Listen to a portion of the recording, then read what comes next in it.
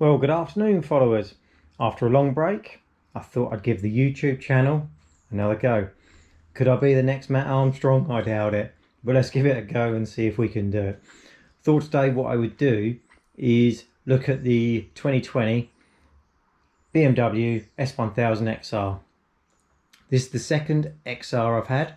The first one I had was the 2016, so I thought what I'd do is a comparison for anybody that's looking at buying a BMW S1000XR.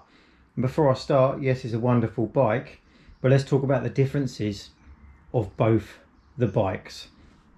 The 2020 model, or should I say the 2019 model onwards, has a lot more features. It's keyless, has the TFT screen, which is a lot better for conductivity and connectivity, for your iPhones or Androids. It's a lot better. It helps you with a lot of functions, a lot of data. It just looks more updated. However, beware of this. There's thieves out there that are now catching on that these cost money, and they can sell them for good price, so they are stealing these off the bikes and they can be stolen within seconds. So you can actually get anti-theft device which stop these being stolen. As I said, the bike is keyless, which is a little bit better. Just make sure your key is charged all the time. Another feature that is obviously different now that hasn't got a physical key is the steering lock. Now the steering lock I find very weak. When you lock the steering with this bike, it's automatic locking, but it just looks really flimsy and it could break really easy in my opinion. But overall the bike is very nice. But let's talk about the difference between the 2016 model and the 2020 that I've got now. So with this model, the 2016 Gen 1 horsepower 165, Gen 2 2020 model that I'm looking at now is 162 horsepower. Torque for the 16 is 83 pounds per square inch and 84 for the 2020 model. Now, petrol tank from the specs I'm reading is exactly the same size, but what you'll find is on the 2016 models or the Gen 1 models, you will always see on your range about, I think it's 150 to 160 miles, and you're probably going to achieve about 200 on a steady run. On the 2020 model, you're actually going to achieve more because the gear ratios, but actually the longer gear ratios reduce the revs of the bike, so you're talking about 230, 240 on a touring run. Now on the bike, I find I'm short 5'7", so what I find actually from the riding this bike is I think the seat is actually thinner because I can touch the ground better. Not fantastic, but better. And I think that's down to the seat being thinner rather than the bike being lower. Also with this bike as well, with the 2020 model, you're not going to get any big bangs or pops that you get from the 216 models or the Gen 1 model. The 220 has a Euro 6 catalytic, etc., to reduce emissions, which really spoils the noise of the bike.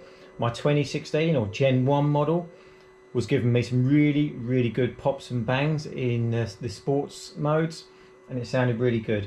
You can even change the tailpipes on the Gen 2s and it doesn't really make any difference. You've got to change the pipe all the way up to the head. So another thing that's really different on the 220 models or the Gen 2 is the rear end. You only get your brake lights are integrated into your indicators. Now I don't like this very much. I must admit, I prefer to have a rear light. Let's just turn the hazards on so you can see the difference for this. There you go, you can see it's integrated. I just think it would be better with the rear light as it was before in the previous model. The front end on these is different, so the headlight design is a little bit different. I think the front end actually looks better with your little LED strips at the bottom. I think the front end is a lot better. Fog lights as well on this, which are really good, really brighten the road up at night. Apart from that, the bike is generally the same. Horsepower's a little bit down, as I said, but generally it's a fun bike. if you go from the 2016 model or Gen 1 to the Gen 2, just be prepared for a difference in the noise, the pop bangs. However, you will get a longer range and you will get better connectivity.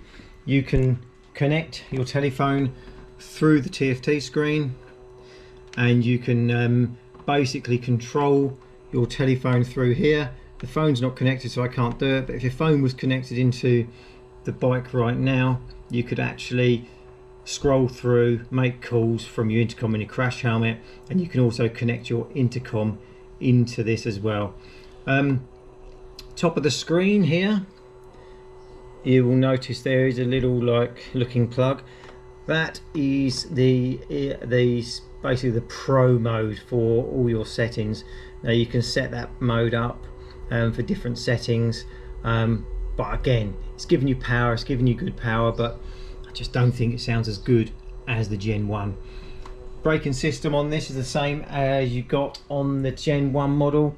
When you're braking using the front brake, it will automatically engage the rear brake, so it will automatically do that for you.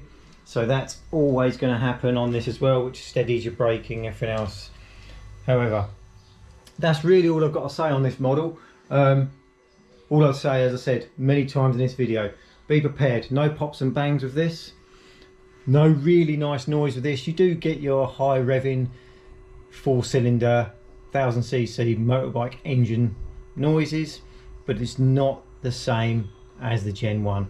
I will do another video with me riding this, doing a live video showing you how it goes, different modes, etc. I've also got a new car to review, BMW M4, which I'd like to review. I've got a Porsche 911 GTS, which I'm going to review in the next few weeks. But I am going on the dark side with an electric vehicle. So keep an eye out and keep subscribed and keep watching. Thanks for the video. Give us a thumbs up if you like it. Watch, subscribe, and keep an eye open for more videos.